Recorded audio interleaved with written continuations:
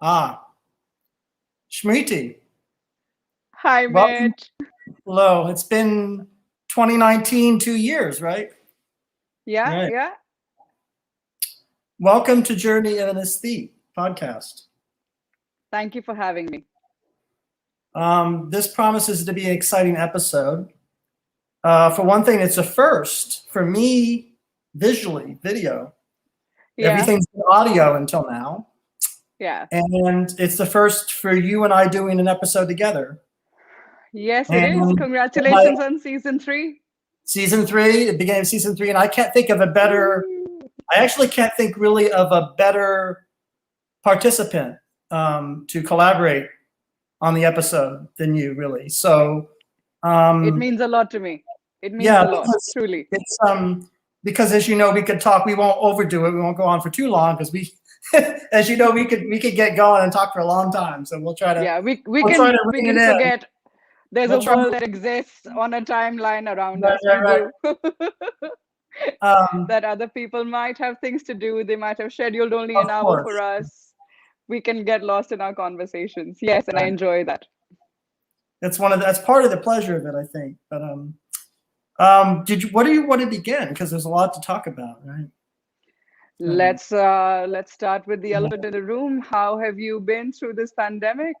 oh, um,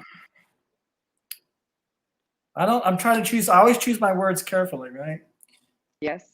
So it's been a very hard year in many respects, but I actually don't want to really talk so much about that.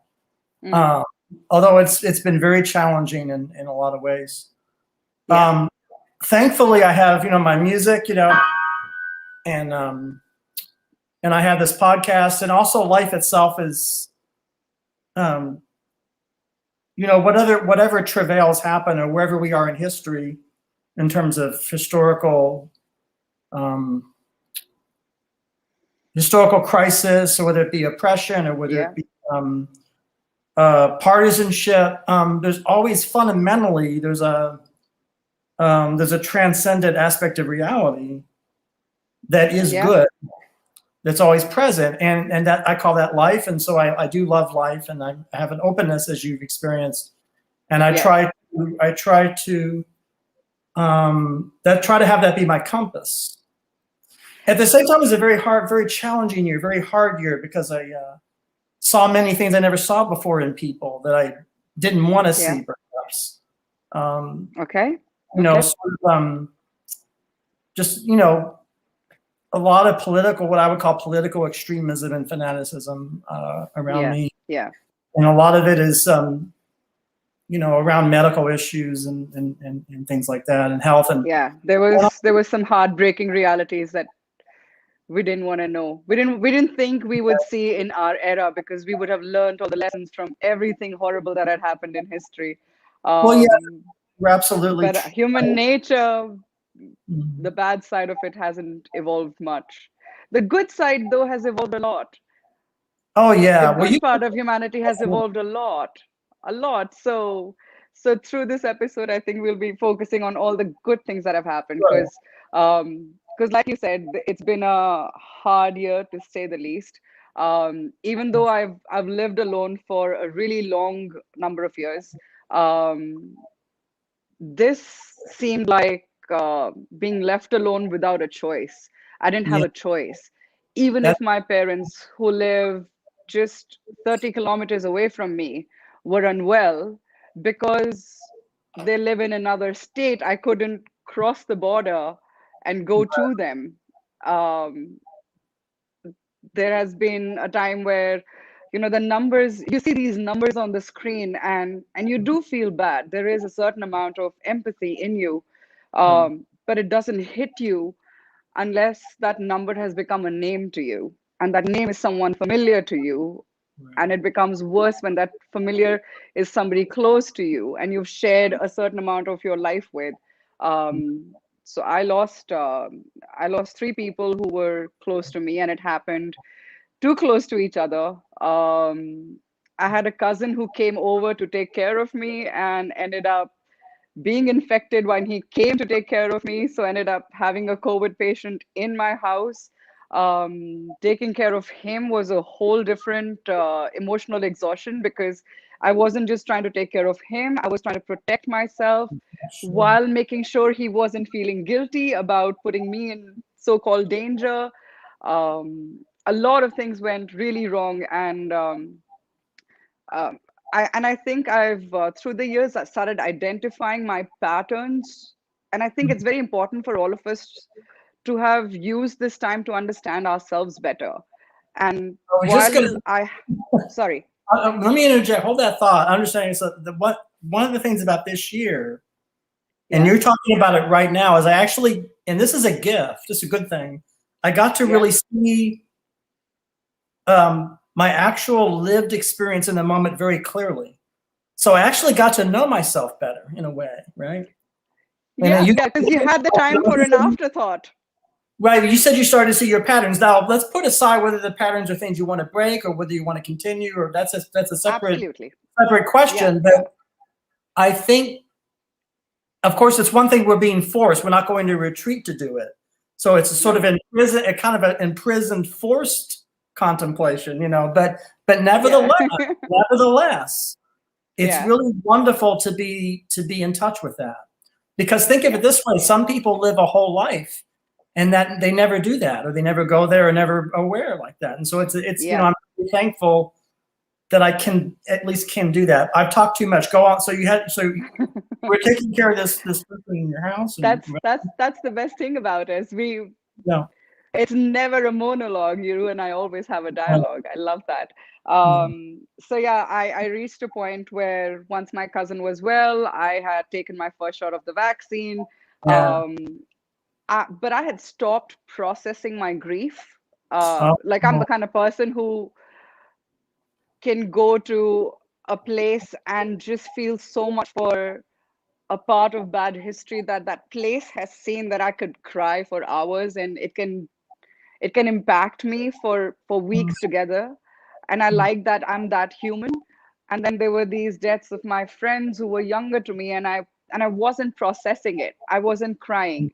And mm, that became like my first red flag, that okay, the fact that I haven't cried is mm, weird already. And oh, then I started having a couple of really vivid terrible nightmares, and that's when I knew, oh my god, I am not okay mentally. And yes, I absolutely push for us to take all precautions that we are being told to take. I will say, you know, sanitize, wear a mask, all of that. But sure.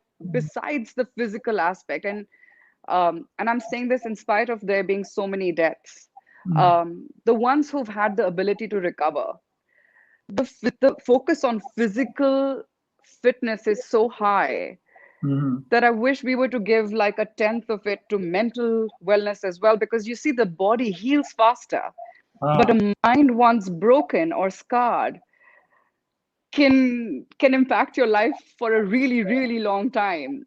And for me, my mind has always been a bit stronger than my body. So so when I realized that I was in a really dark place mentally, I did what I do best. I traveled. I called a friend. His name is Jayant. He owns a chain of hotels here called the Treehouse Hotels. And I called him and I said, I don't care where you send me. I don't care how isolated the location is. I will drive down for as many hours it takes. I will do it all alone. Uh, Jungle, hill, I don't care. I need to get out of the city, because just being in the city made me so scared all the time. I think Yeah. I'm not an insecure person inherently. And for me to be scared all the time for Yeah. everything just became too much for my mind to process. And then that time, this rumor had come about. I don't know if it's a rumor or a fact, because a lot of it is not really given out to us clearly, but it was supposed to get airborne. And that's where I was like, oh my God, I can't sit in my veranda or my balcony and enjoy my cup of tea anymore, because it is probably airborne. Like, oh my God, I'm running to the hills. So I Yeah. traveled, and within hours of me traveling and being in an environment where I couldn't see a person for miles away, and I got up early morning to see the sunrise. I would see gorgeous sunsets in the hills, and the Himalayas have just the most beautiful forest patches, Huh. um, and my healing began. And Yes. yeah, I've just tried to stay away from the city as much as possible ever since. I do travel safely. I do take all the precautions. If there is someone else who's checked into the hotel, I'll put on my mask and everything else again. But travel saved my soul yet again. Did you want to talk deeper about some of these experiences? As you said, you walked the path. Or you walked. Did you want to talk about walking that path, or that we discussed? Um, yeah, essentially, I think, Mitch, the only part I want to talk about is that I really wish people were to identify through this entire time that um, your mental health is very, very important. And this should be the time where you have figured out ways to keep your mind healthy as well, because the truth is you are surrounded by everything negative. Everything around you is negative right now. The future seems really, really bleak right now. So hold on to your, your friends and family tight. Make time for them, connect with them, hold real conversations. um, I've through through this mental wellness process that I've gone through, um, I've also I always was a bit of an honest person, but I've now started being, the kind who doesn't put up with an awkward question. I don't like Right. smiling awkwardly anymore. If I don't like the question you've asked, and I think if you are invading my privacy or asking me a personal question, which is making me uncomfortable in any way, the least I can do is let you know that you're making me uncomfortable, and that shouldn't make me rude. Like, but yeah, the society will take time to probably understand it and stop asking questions that are inappropriate. For example, if you and I were to travel, and if we met someone, again, it's not a generalization. This is what I encountered. The men will be asked, "What do you do?" And the women will be asked, "Are you married?" And if you say yes, they're like, "Do you have children?" And you're like, "No." And they think it's perfectly all right for them to ask me why. Looking at them saying, "I'm sorry, I don't understand your interest in my sex life. Like, I don't want to talk about it with you." And I mean, Yeah. it could be any number of reasons, but I do not, I think you're asking me an inappropriate question. So, And they get like so defensive as if it's an absolutely normal thing to ask. And I'm sorry, in my world, it's not a normal thing to ask. You don't ask personal questions. I mean, it's my personal thing with my husband. I don't want to discuss that with you. I mean, what are you going to do? Motivate me to have kids and push it harder in the bedroom? I mean, it's absolutely silly. Um, so yeah, I've just started saying no to uncomfortable questions. I think I've become very clear about it that it's okay. I don't want to be liked by the whole world. I'm okay with being loved by a few and being accepted for who I am. sure. Yeah. Well, I remember telling you that I It's been started. weird. No, I mean, I remember telling you that I started getting asked questions like that when I moved down here. Yes, you did. Never before was I asked questions for the 30 years I lived up north.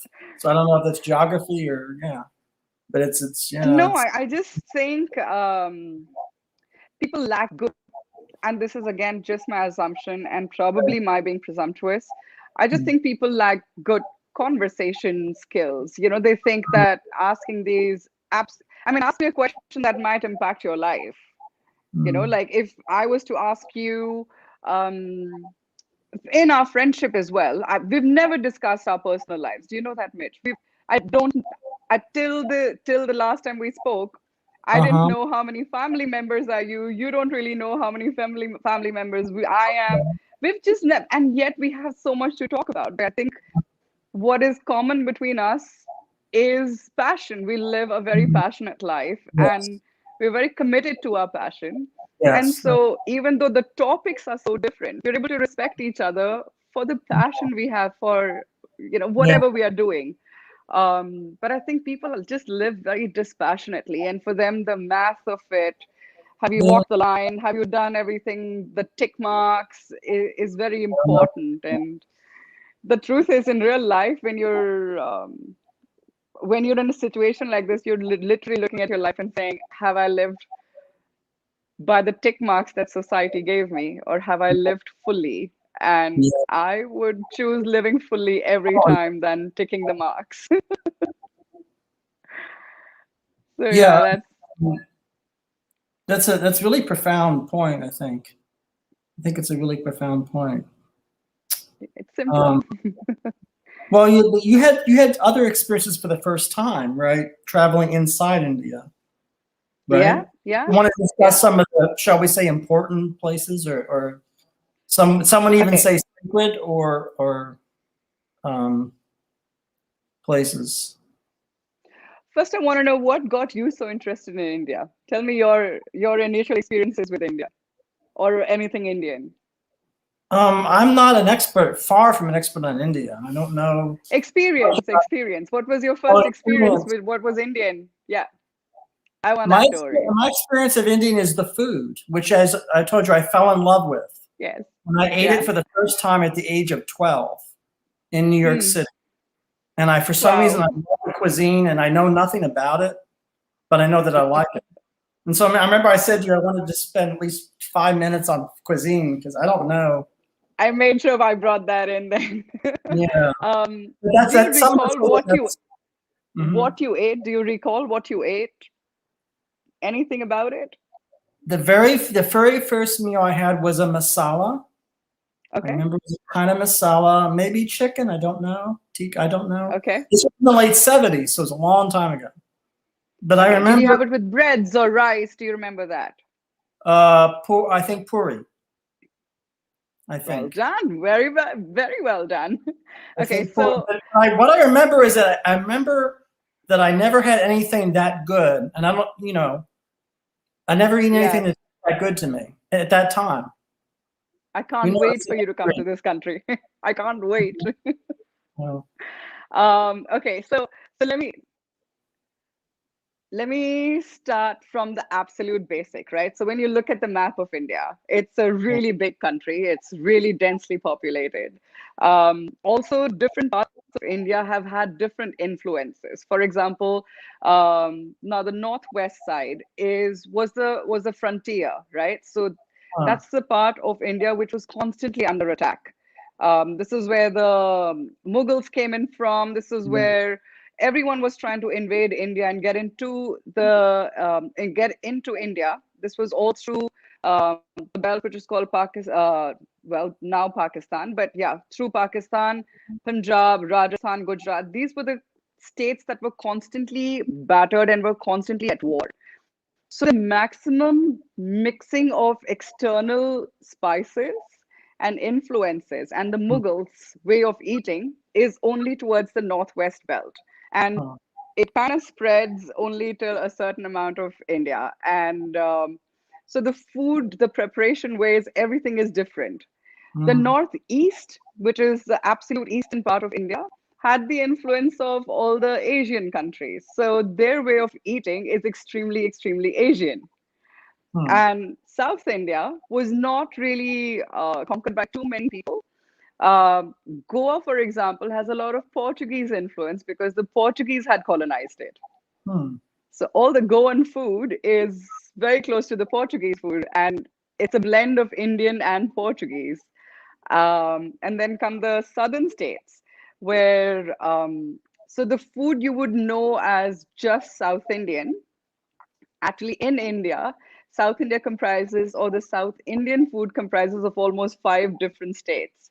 And the basic lentils that they use taste mm, different in each state, like just their basic lentils or dal or the soup thing that they eat with yeah, the idli, the rice pancakes is different in every state. So in India, like every 100 kilometers if you would drive, it can be the same exact ingredients, the same onions, the same tomatoes, the same green chilies, the same pulses, and they will change in taste completely. It's that different. different, it's that explosive, it's that colorful, it's that vibrant.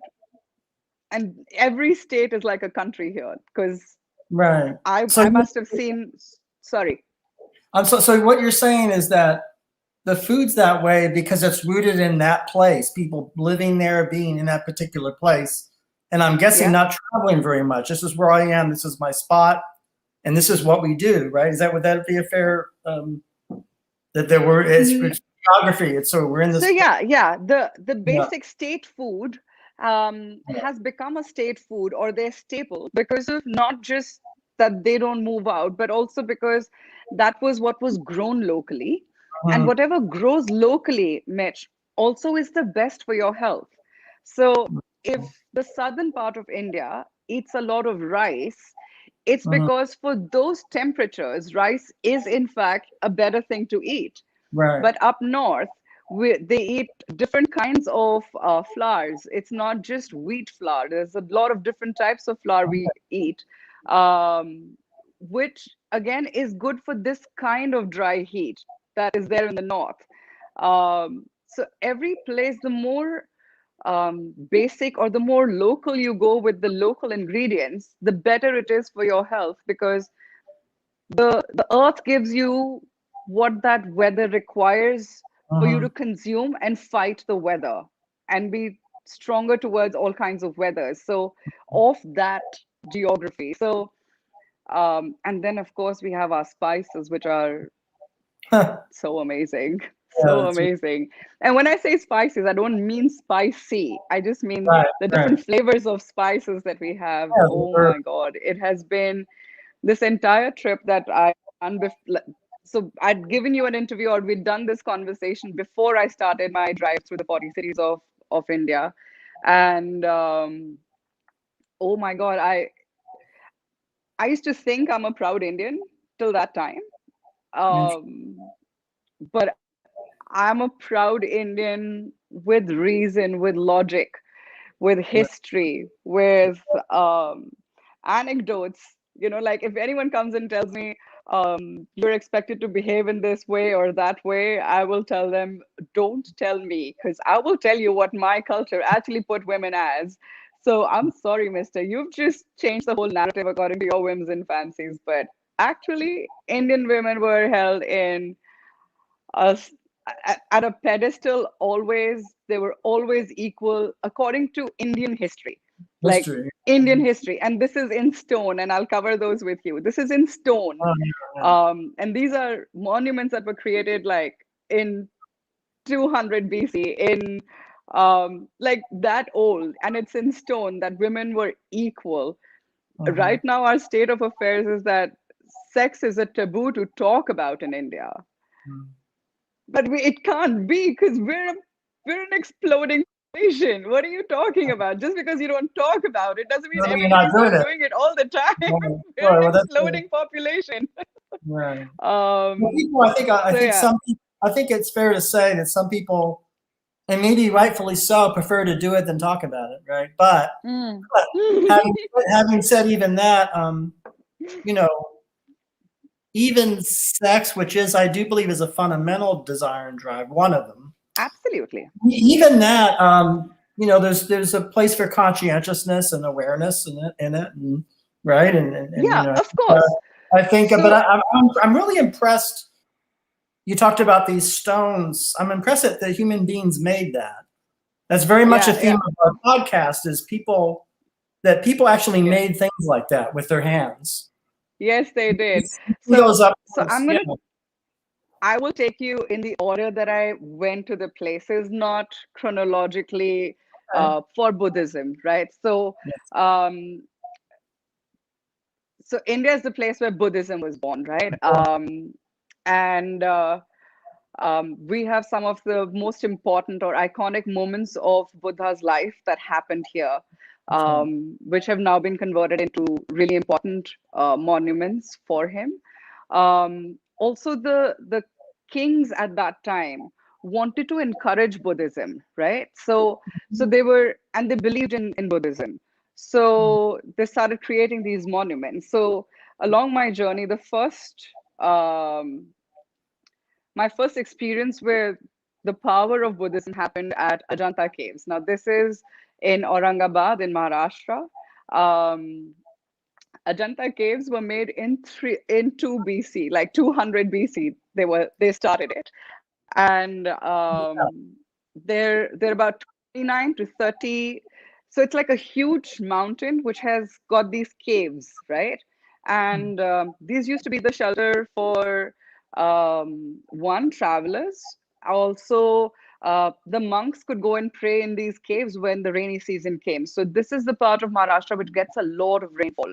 So Right. a mountain was literally chiseled out, and these 29, 30 caves were made, and each cave served a different purpose. Um, each of these caves has a different, now in yoga or Buddhism, it's called a mudra, but the way a person sits, places their fingers, which finger are they holding, everything has a different meaning for energies to flow in your body. So that's the basic. So it's called an asana or a mudra. So each one of these caves has a different mudra or different posture of Buddha in each of these caves, most of these caves. Some were meant for meditation, some were meant for prayer, some were meant for religious ceremonies, so on and so forth. So there are these 29 caves, again made in 200 BC, when there was no light, there was no electricity, and they are made in stone. Hmm. And not I just would the love to. walls, but this, Oh, amazing. oh, it would blow your mind, Mitch. Oh, It would blow your mind because the ceilings are carved in. There's work oh, done the on the stone. Yeah. ceilings. Yeah. Again, imagine that level of craftsmanship to do something on the ceiling, right? Also, um, so Buddhism teaches moral stories. There are these short stories which have a moral of the story at the end.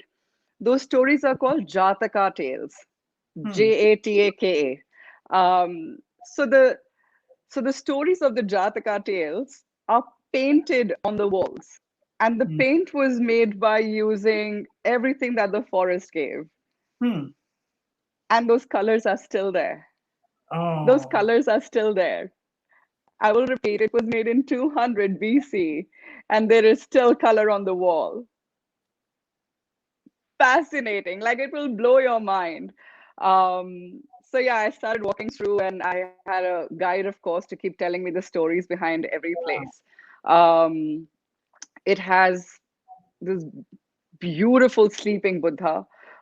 No picture can do justice um, to how you feel when you're right next to that statue, because it's the sleeping Buddha, and you're standing next to him, and there's these carvings of the human world crying for the loss of its original this nature. person who is the enlightened one, Right. and above his body they showed the gods dancing because he's coming to them, to the Right. heavens. Right. And like I said, the fact that this is made so many years ago, thousands of years ago, um, it just doesn't stop being amazing. Yeah. Then there's this one cave where the entire upper column, so it's like an oval on top of you, and there are Okay. these columns that keep going around you, right? Like throughout. And when you enter, you feel like you've entered a rib cage because it's just like one rib after the other. Around you. It's one And of those. it's Yeah. It's yeah, like. yeah, it's Yeah. all above you, like it's ribbed on the top. Um, so when I entered, it was different from all the other caves. So I asked my guide, I said, what is this? He said, yeah, you're inside Buddha's chest. You're his child. So Yes. you're here inside him now. So this is where you're supposed to feel most peaceful. And just the fact that it was created then, and I got it so simply just by walking in. Um, wow, just all of Ajanta is wow. I want to share. So there's the most preserved painting of Ajanta is um, is this painting. I wanted to show it. So anyone talks about Ajanta, that's the That's it. painting that comes to everyone's mind. That's the iconic painting. Oh my So yeah, goodness. that's Buddha as well.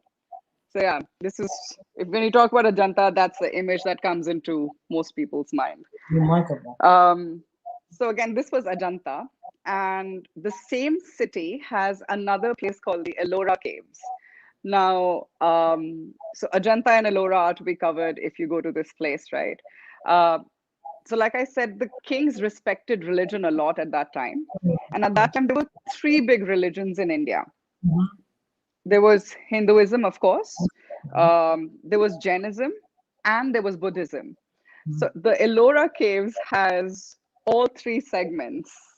There's a segment for Buddhism, there is a segment for Hinduism, and there is a segment for Jainism, all in the same complex. It didn't matter what religion the king followed, it didn't matter what religion his successor chose. They, as a clan, like generation after generation, made sure that all these three sets of religions were equally respected Cool. within the compound. Um, so, like I said, if somebody wants to tell me now that India is divisive or a religion is divisive, I'll just tell them, you don't know shit. You, you don't know what you're talking about. I'll tell you. I'll tell you where I come from. But the most fascinating temple in Ellora is the main Hindu temple.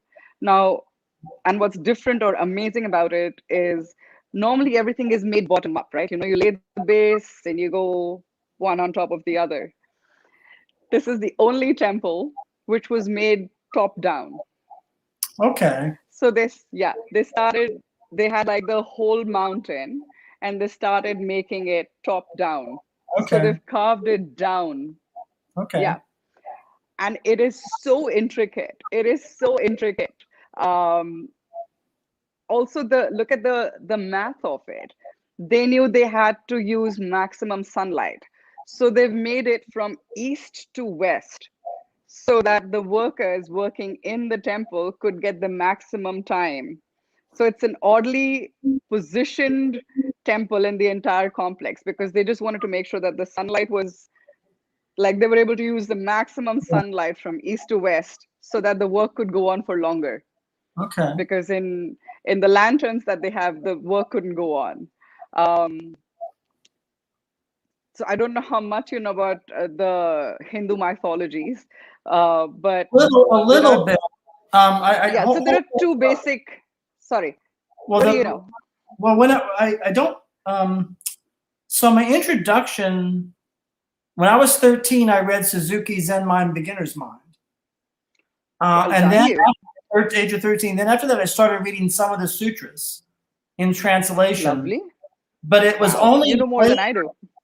well, it was only later that I learned more about Hinduism, which of course was the predecessor. It was kind of Yeah, but yeah. again, I'm no expert. There's always more to read. There's always more to learn. I mean, Trust me. I know I did see Peter Brook's Mahabharata. I did see a Oh, production I of love that. his version of it. I love it. You like it? Yes, I Yeah, it's do. I incredible. do.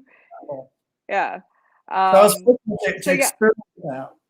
so you But know half of it. There are two yeah, basic mythologies which have like a million other mini stories inside it. But the two basic mythologies are Ramayana, which has Lord Rama as the lead or the hero, and then there is Mahabharata. So the Mahabharata you've already seen. Now the thing is that Mahabharata happens in the northern part of India and Ramayana happens in the southern part of India. So now I'll bring you back to the temple. It was being made east to west. So the entire northern part of this entire temple has the Mahabharata depicted, carved in the entire story. And the wow. south side has the Ramayana carved in. Hmm. And it is so detailed. It is so detailed and so exquisite that just looking at those just the two sides of this temple, not even entering, just the two sides could take hours. Could take Hmm. hours for you to understand and appreciate. So yeah, that was my beginning to understand how big Buddhism was at one time in this country. And even though it's not a major religion in this country, I Hmm. understood why so many tourists come to this place because it is one of those important places that they must visit as a Buddhist for them to, you know, feel like they've connected to Buddha. So yeah, that was That was just chapter one. Wow.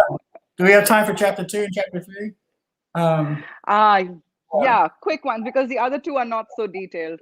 Okay. From I there, mean, I went to. hold on. I want to say I'm struck by um,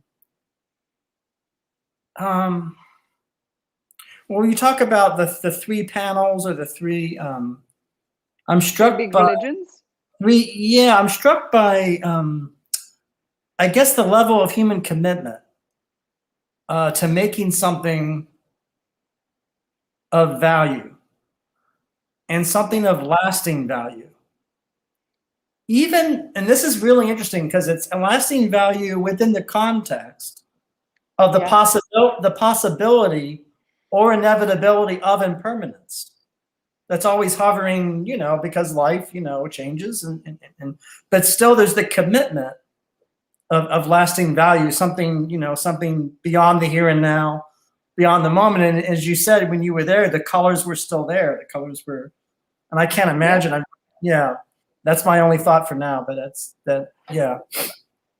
But Um, like, um, I think beyond the stories, the beauty of our time will only survive if we create enough art and hmm. architecture. Well, of course, sure. The beauty of our generation will only be identified in its art and its architecture. Of course, sure. Everything else is going to change. The culture changes, the understanding of the same things changes.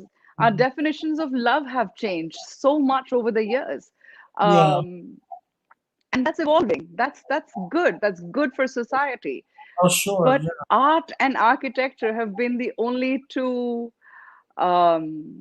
windows, if I'm Yeah. not using it lightly, two windows where you've been able to understand Hmm. truly how magnificent an era was. Hmm. Even if it was, whether it's jazz, which came out from such a dark history, Yeah. and yet was so beautiful, Oh, yeah. to the art and like it's literally this art and architecture. It's the music and the poems and the lyrics and these structures that we are left with that make us feel, right, maybe I can experience a bit of history here Yeah. and understand what was going through people's mind. Um, I don't think our generation is doing that at all. And it's heartbreaking. I mean, we have music. I know we have music. We have a lot of music, and there's some great music being created. But is it truly representative of what our generation is all about? Um, I wanna hear a lot more. I want to Uh, hear a lot more. I want to know 20 years from now, which part of Billboard is going to be called, of the current Billboard top 100 songs will be called a classic. yeah. Do you know what I mean? Like, I what is my do. gener? I tend not to think that much about those things. I tend to I, focus. I do. I I tend think to. a lot. Well, no. What I mean is that I have to keep my focus on what I'm doing. And Has has your experience or going through whatever you were in your mind and whatever you were seeing in people, has it reflected on your music? oh, of course, sure, of course. I mean, my There music you is go. well because uh again, but I don't know how. Like I'm not. Again, even though I'm very intellectual, hopelessly so, shamelessly I so. agree.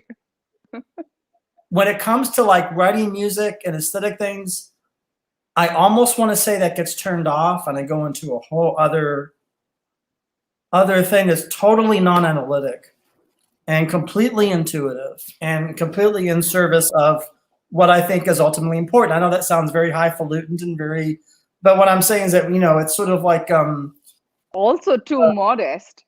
I think you can well, talk intellectually about a lot of other music, but oh, I you're can, just yeah. being humble about your No, own. but you're asked, Can that? so one thing that I've done in my music is I've gone. So my music, I want to be a little more beautiful than it was. Okay.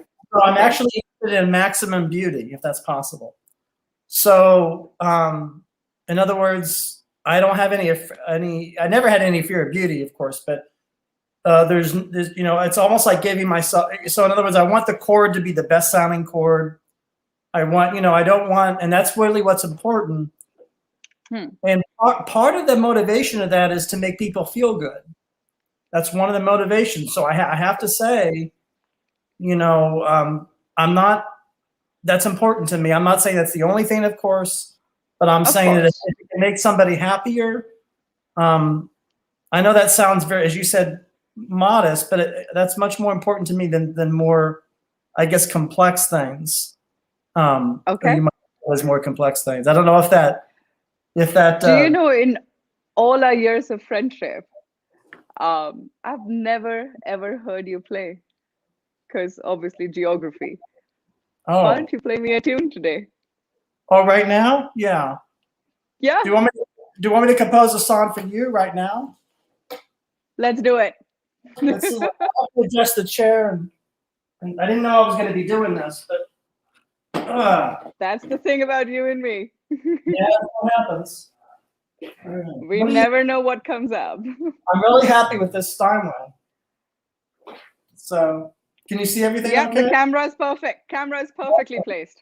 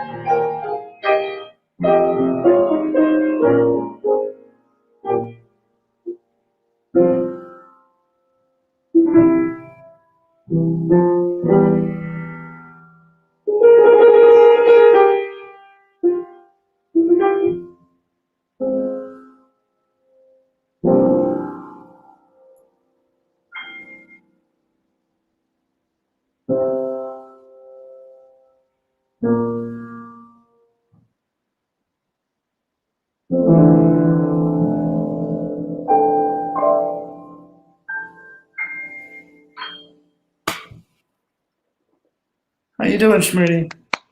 I never really, I don't think that, yeah, there's something of you as a person in that. But you know, I'm out of practice. I mean, not that I practice every day, but this is my first time, you know, playing for the world like this in a long time. So bear with me. Yeah, you'll have to bear with me too.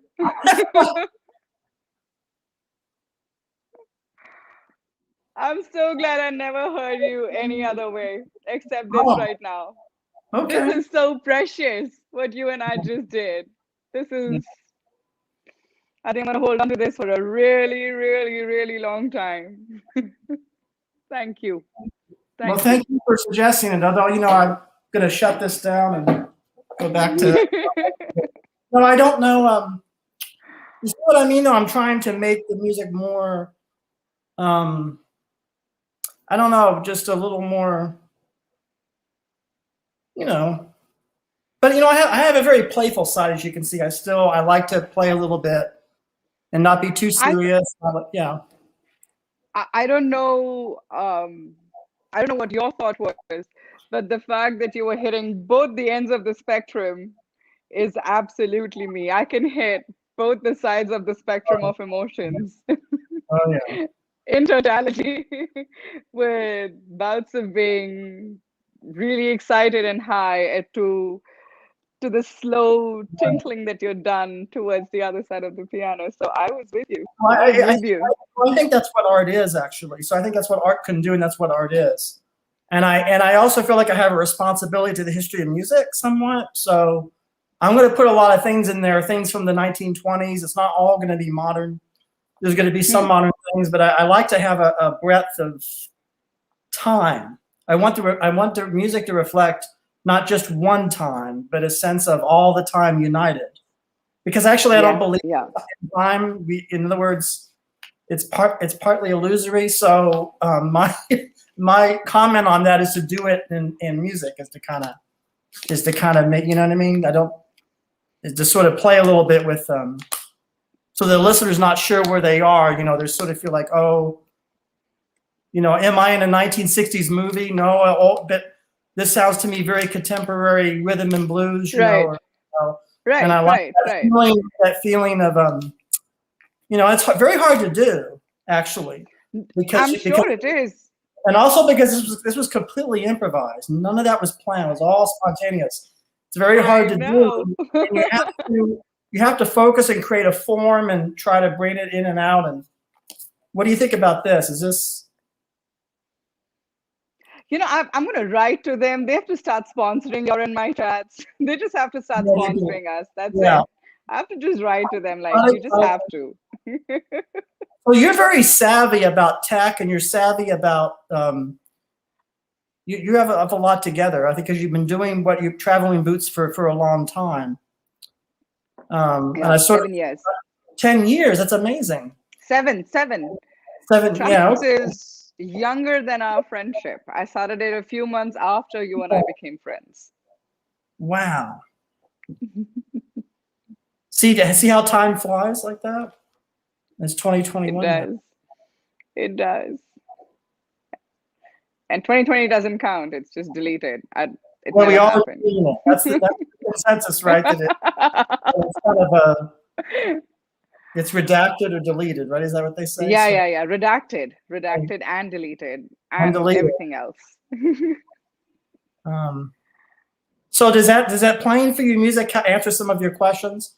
You know, I'd rather play music than talk about music. You can see that, right? I'd rather than analyze it or talk about it, I'd rather just do it and It make was someone great. feel good. And, yeah, If your intent was to make someone happy, boy, yeah. you scored big right now.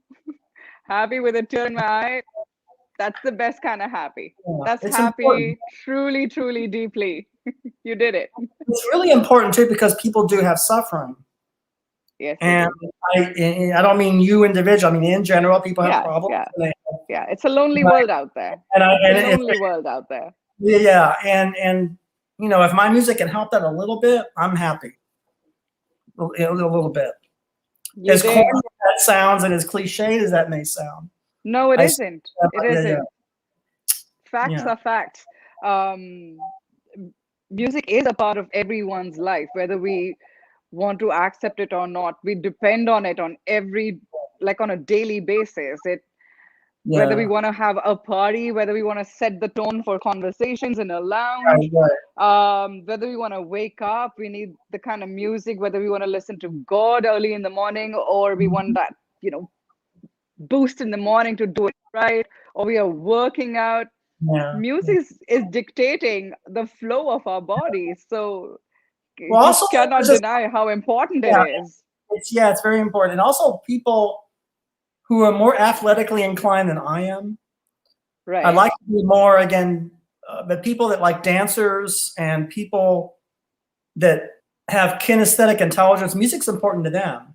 And they Yeah. express that in their bodies and the rhythm, and that's a whole other dimension, you Yeah. know, And a whether same it's piece popular. of music could be making you uh, and this is music. I'm not talking about songs with lyrics. I'm just saying a piece of music Music, could yeah. mean so different to you as it does to me. Like, That's what's good about it. um, That's why, people ask why I go into music.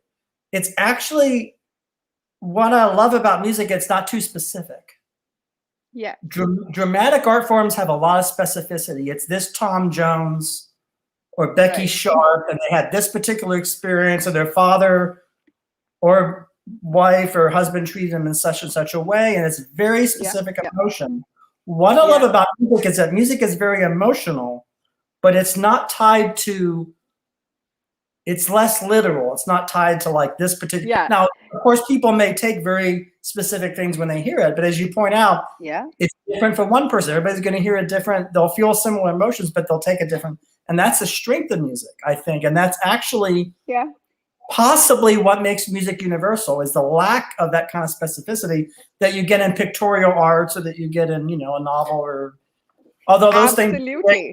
And conversely, pictorial arts in the novel, what's great about them is their specificity, is the fact that they're a Yeah, particular yeah. I'm voice. with you. Whether Yeah, so you're saying it so beautifully, like a song with lyrics.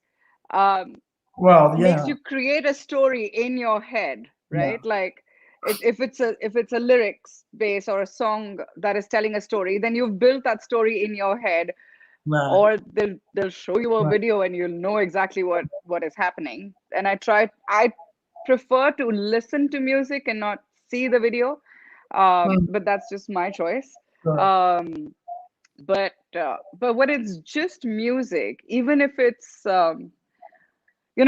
just music between two paragraphs sometimes of a Yeah. jazz song, for example. I Mhm. mean, the whole song could have been a really happy song, and then this music piece comes in the middle, which sometimes can stir something Sure.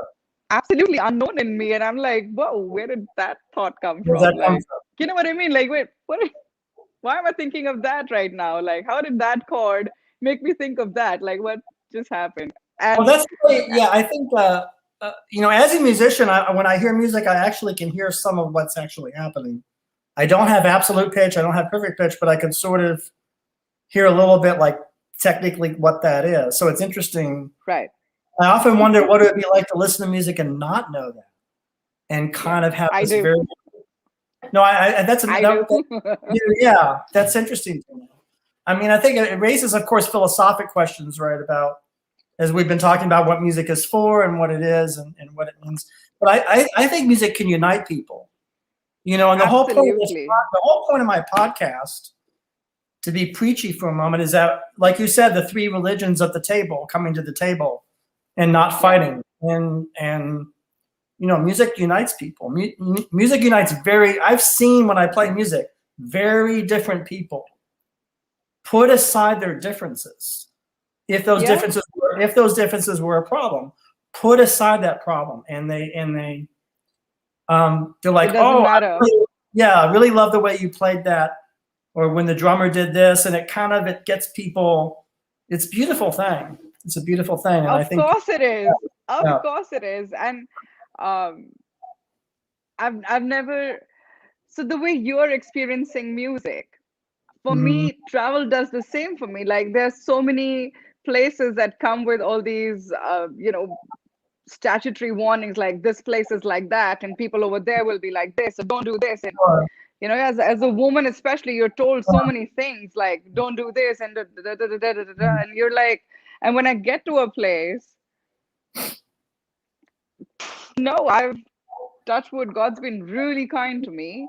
Yeah. I've not had I mean, people have just been people. I mean, of course there are Right. some people who are not nice, but you can't generalize them based on a geography. I mean, how can you just say that a whole state is full of only bad people? That's just Yeah. insane. I mean, I have Right. my own family who are the same DNA, same religion, same background, and yet Mhm. there are people I absolutely detest in my own family Mhm. because they're not good for me, Right. and their Right. thought process doesn't make me feel like respecting them.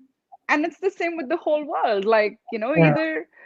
either you're good for me or you're not good for me. And if you're Right. not good for me, bye then. And if Well, you're yeah. good for Yeah. me, Yeah. and when I say good for me, I mean, are Oh, you yeah. going to make me a better human at the end of this Yeah. conversation? That's it.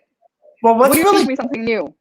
what's really great about you is you're able to recognize that and then proceed accordingly.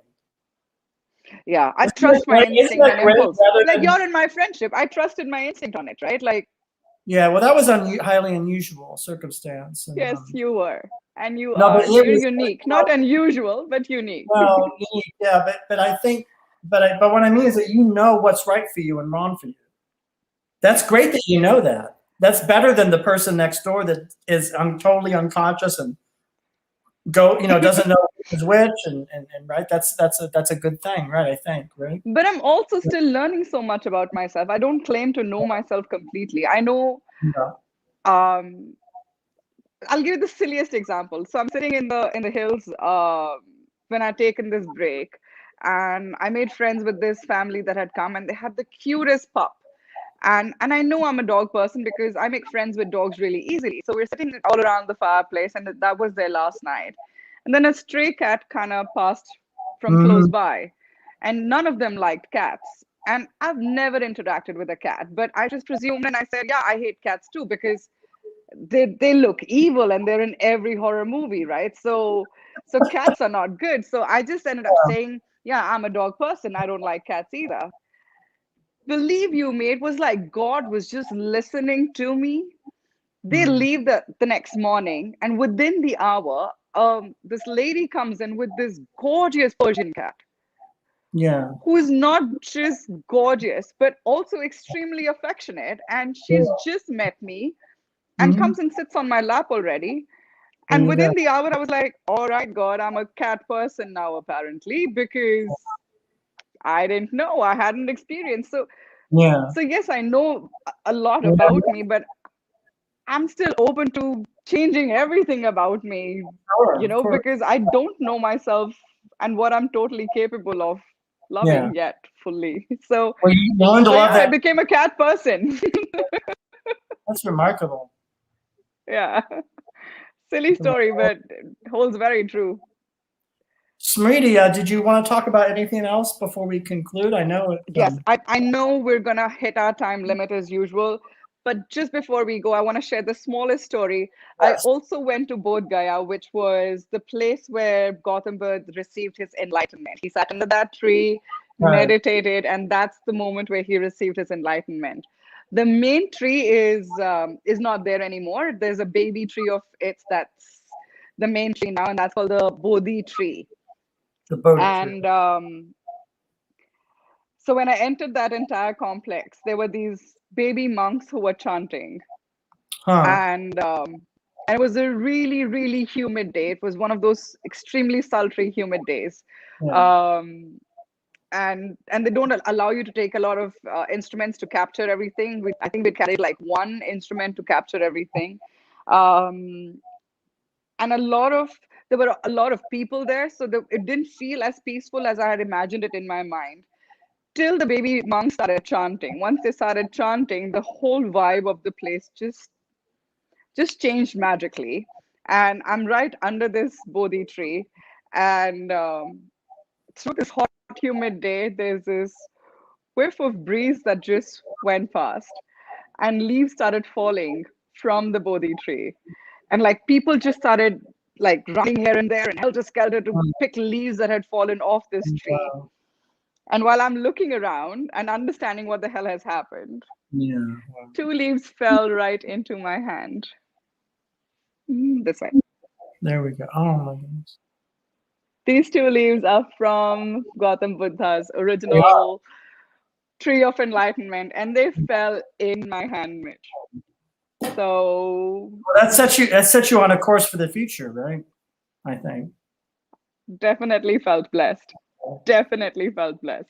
Yep. So yeah, whenever you are planning India and whenever this does come through, Yeah. I'll need like 8 months from you. What do you mean 8 months? 8 months Oh, I for mean you living. to, yeah, living Oh, here for at least 8 months for you to experience no. everything. I mean, Just a little. I would love to go to the places you discuss. Obviously, but Yeah, yeah. it's hard to think about traveling right now. I'm just but I know that all things are. I know, I know, I know, But if I know. Health comes you're first. inviting me for 8 months, I would say yes immediately, and just There you go. but just the We're detail. halfway there. See, you're ready. I'm ready. Oh, Now we just we're have to there. figure out when our governments allow it. Well, yeah, that's a whole other. Yeah, government. Yeah, it's government shit. That's it. It's just governments allowing it now. I mean, it's tough. Thank you, Smriti. Thank you for Always a adding. pleasure, Mitch. Thank you for Best of adding a luck. maximum amount of sensitivity and beauty and wisdom to this podcast. I don't think, again, as I said at the beginning, I don't think there could be a better participant. So, thank you You immensely. humble me. And And may our conversations never stop. I we've been wish you and your part of the world just yes, a lot of health and a yeah. lot of light. Just health and light. Everything else we can take care of. We are born to be resilient. We can overcome everything, but just health and light for now. Thank And you, then wish you a travelful life. thank you, Smriti. Thank you. Thank you for having me, Mitch. Thank you. You have a great evening. Bye bye then.